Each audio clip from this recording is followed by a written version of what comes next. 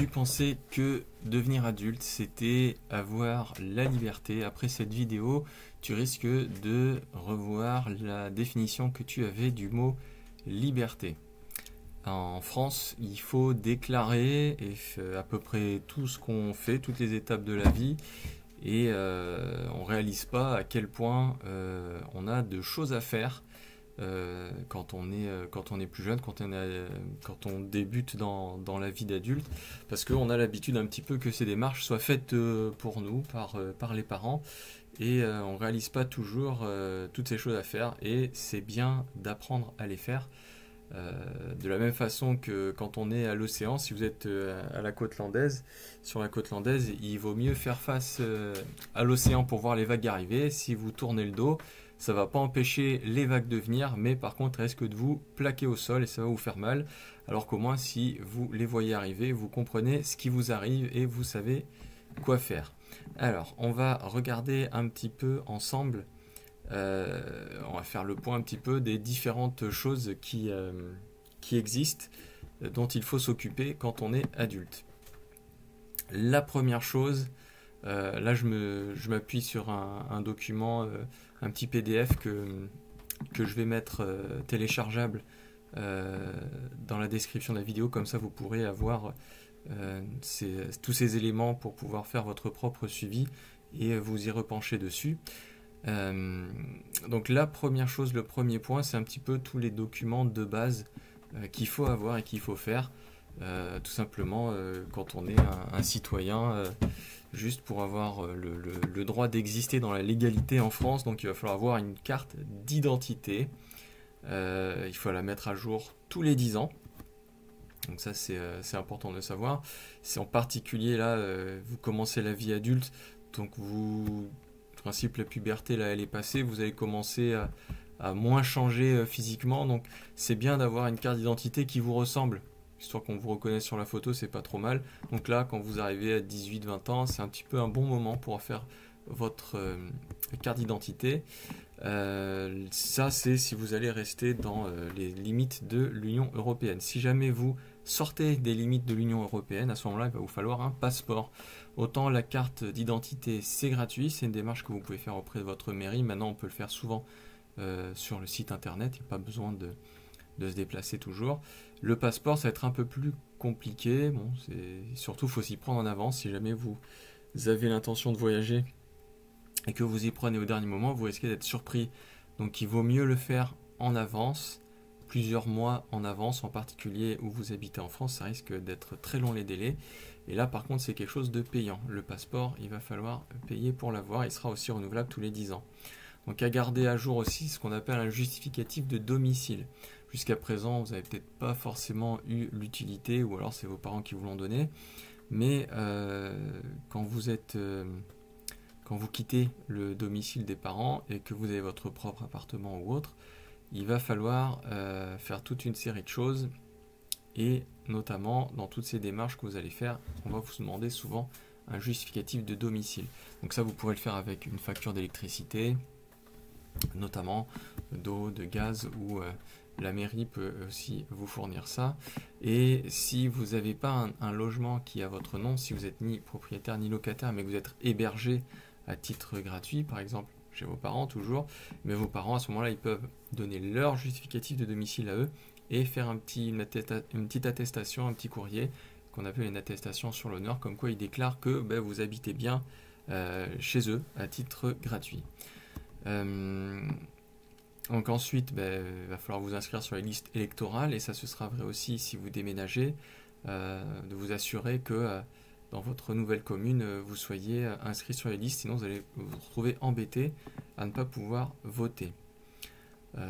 Quelque chose qui va vous aider, qui va vous faciliter la vie, ce sera de créer un compte sur France Connect. C'est un dispositif qui a été mis en place pour pouvoir accéder à ces comptes divers qui existent de l'administration française.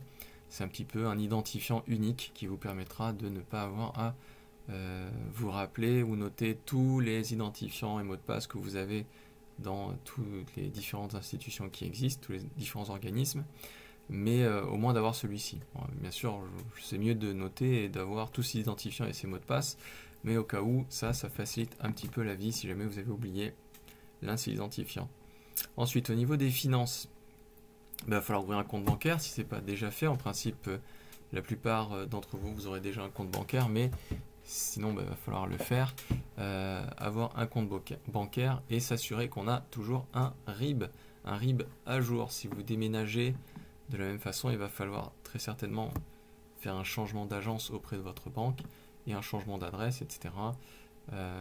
Globalement, à chaque fois que vous allez déménager, il va falloir avertir tout le monde en termes administratifs que vous avez déménagé. Tous les ans aussi, donc il va falloir faire la déclaration d'impôt, même si vous n'avez pas de revenus ou d'impôts à payer. Au début, vous allez peut-être faire partie de la déclaration de vos parents. Vous allez peut-être avoir ça va être regroupé avec vos parents, mais au bout d'un moment, ça va être la vôtre. Alors ça, c'est un petit peu inquiétant parce que c'est très long et compliqué de faire la déclaration d'impôt. Bon, après, tout dépend de votre situation et des choses que vous avez déclarées, mais il y a plein de... Maintenant, il y a plein de tutos sur YouTube, il y a plein de personnes maintenant qui montrent comment faire étape par étape, pas à pas. Donc ça peut aider pour le faire, en particulier au début quand on est quand on sent un petit peu envahi par la complexité de la chose.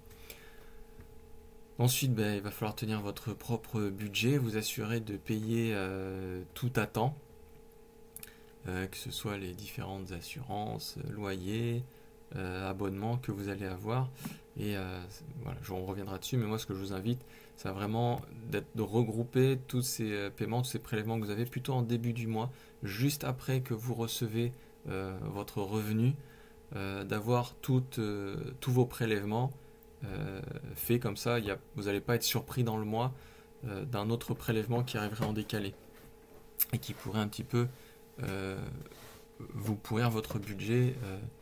Vous pensez qu'il vous restait tant et au final non, pour éviter d'être à découvert à la fin du mois. Ensuite, tous les mois ou tous les trimestres, ça c'est en particulier si vous démarrez une activité en tant qu'indépendant, il va falloir faire ces déclarations à l'URSSAF, c'est-à-dire déclarer combien de chiffre d'affaires, combien d'argent votre entreprise a fait sur la période. Au niveau santé, il va falloir avoir un numéro de sécurité sociale, s'inscrire à la caisse primaire d'assurance maladie et par là créer un compte sur le site Amélie et aussi Mon Espace Santé. C'est deux choses différentes. Mon Espace Santé, c'est pas obligatoire, mais c'est pratique pour regrouper un petit peu tous vos résultats médicaux, et Mon Compte Amélie, ça va être pour pouvoir avoir le suivi de tous les paiements et remboursements que vous avez, avoir des attestations de carte vitale, etc., d'assurer à la caisse primaire d'assurance maladie. Aussi, il va falloir commander cette carte vitale, la recevoir, l'activité et la garder à jour. Ça se fait en pharmacie. En général, ils le font pour vous automatiquement. Mais si jamais vous n'êtes pas souvent malade et que vous n'allez pas souvent voir le médecin, voilà, il faudra juste se rappeler de faire mettre à jour votre carte vitale à la pharmacie. Ensuite, le médecin traitant. Donc, si vous déménagez, le défi maintenant, c'est très compliqué. Il va falloir trouver un médecin traitant, c'est-à-dire un médecin généraliste qui accepte des nouveaux patients. C'est de plus en plus compliqué. Pareil pour le dentiste. Si vous avez grandi là où vous êtes, vous avez peut-être la chance de déjà avoir un médecin traitant et un dentiste, mais vous allez voir que si vous déménagez, ça ne va pas forcément être facile d'en retrouver.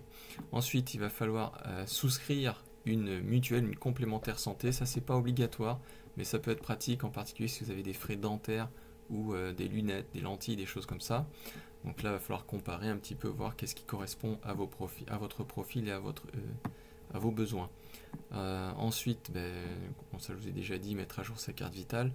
Quand vous allez avoir un logement, il y a plein de petites choses que vous allez devoir apprendre et maîtriser assez rapidement. La première, c'est que quand vous arrivez dans un endroit, dans un appartement, une maison, si que vous soyez locataire ou pas, que vous soyez propriétaire, c'est pareil, il va falloir souscrire tous les contrats à votre nom.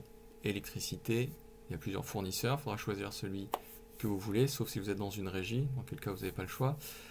Pareil, l'eau, en principe on n'a pas le choix, mais il faut quand même ouvrir le compteur d'eau et avoir un contrat à son nom, et il vaut mieux s'y prendre en avance, que ce soit pour l'électricité et l'eau, en particulier pour l'eau et aussi internet, s'y prendre en avance parce que des fois les délais sont longs le temps que les services concernés fassent les démarches techniques pour vous permettre d'avoir accès à tout ça. Ensuite aussi, il va falloir souscrire une assurance habitation, ça c'est obligatoire même quand on est locataire. Donc de la même façon, il va falloir un petit peu se renseigner et la payer tous les mois. Aussi, donc, quand vous allez arriver dans un nouveau logement, si vous êtes locataire, vous allez avoir un état des lieux, c'est-à-dire vous allez regarder, faire le point avec le propriétaire qui va vous bailleur qui va vous louer cet endroit, que tout est bien conforme, l'état de chaque chose qui est là, parce qu'à la sortie, vous ferez aussi cet état des lieux et vous pourriez être pénalisé si, entre le moment d'arrivée et le moment de sortie, il y a eu des dégâts, si vous n'avez pas respecté l'endroit, etc., si vous avez abîmé des choses et que vous ne l'avez pas signalé à votre propriétaire. Donc ça c'est bien de le savoir, il faut bien lire l'état des lieux, bien lire le bail pour comprendre tout simplement les conditions auxquelles vous vous engagez en termes de le loyer, il est de combien, quand est-ce qu'il faut le payer, à quel rythme il va augmenter, etc. etc. Ensuite, faut aussi avoir un dépôt de garantie, donc ça suggère qu'au préalable, dépôt de garantie, c'est 1, 2 à 3 mois de loyer que vous allez payer en avance comme caution au propriétaire et qui vous rend en principe, justement, d'où l'importance de l'état des lieux, si vous rendez le logement dans de bonnes conditions, il vous rend normalement la caution. Donc ça signifie qu'il va falloir avoir cet argent de côté. Donc ensuite, tous les mois, donc, comme on disait tout à l'heure, payer le loyer ou le crédit si vous avez la chance d'être propriétaire, et de payer toutes les factures comme l'électricité, l'eau, internet et toutes les autres choses qu'il peut y avoir, votre assurance, tous les mois. Donc ça, il faut mieux l'automatiser, comme j'ai dit tout à l'heure, en début de mois, comme ça c'est fait tout de suite et vous n'êtes pas tenté de dépenser de l'argent que vous croyez avoir et qu'au final vous allez devoir payer. Ensuite, pour tout ce qui est le transport, donc c'est moins une priorité si vous habitez dans une ville où il y a beaucoup de transports en commun, mais ça ne va pas forcément être le cas de tout le monde, où pouvez être amené à déménager pour un travail ou des études et à vous retrouver dans un endroit qui est un petit peu moins ou pas du tout desservi par les transports en commun, et là ça va être indispensable d'avoir le permis de conduire et donc une voiture. Donc le permis de conduire, ça se passe qu'une fois, mais bon, c'est aussi quelque chose qui coûte de l'argent, donc c'est-à-dire qu'il faut économiser le plus tôt pour pouvoir se payer le permis de conduire. Si vous avez la chance d'avoir des parents qui vont vous payer le permis de conduire, c'est super, mais c'est pas le cas de tout le monde. Dans quel cas, voilà, il faut toujours mettre de l'argent de côté pour se préparer pour ce genre de choses, et du coup, le permis de conduire, ça coûte, le code, ça coûte, et voilà. Donc ça, une fois que c'est fait, il va falloir trouver une voiture. Quand vous allez acheter une voiture, vous n'êtes pas obligé d'être expert en mécanique, mais il va quand même falloir connaître un petit peu des choses pour savoir quoi choisir. Une voiture qui va être plus ou moins fiable, il y a des grandes chances que vous achetiez une voiture d'occasion pour votre première voiture, et c'est ce que je vous encourage à faire. Et l'avantage là, c'est que vous allez avoir un petit peu l'historique, le retour d'expérience de la voiture, de savoir si c'est une voiture qui est fiable, pas fiable, etc. Donc une fois que vous avez trouvé une voiture, la carte grise, il va falloir mettre à son nom, et à chaque fois que vous allez déménager, il faudra mettre à jour votre carte grise aussi. Donc ça, vous avez 30 jours pour le faire. Ensuite, cette voiture, à moins que ce soit une voiture neuve, tous les 2 ans, vous allez devoir faire le contrôle technique.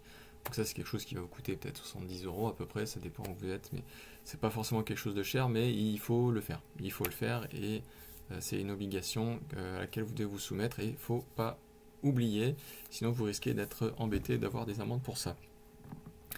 Donc il faudra aussi souscrire une assurance auto dès le premier jour que vous avez cette voiture, de la même façon, comparatif, celle qui vous correspond, etc. Ça va être plus ou moins cher en fonction de la puissance fiscale de la voiture, vous de votre niveau d'expérience en tant que conducteur, et la valeur de la voiture. Si elle est neuve par rapport à si elle a 15 ans, ça ne va pas être le même prix.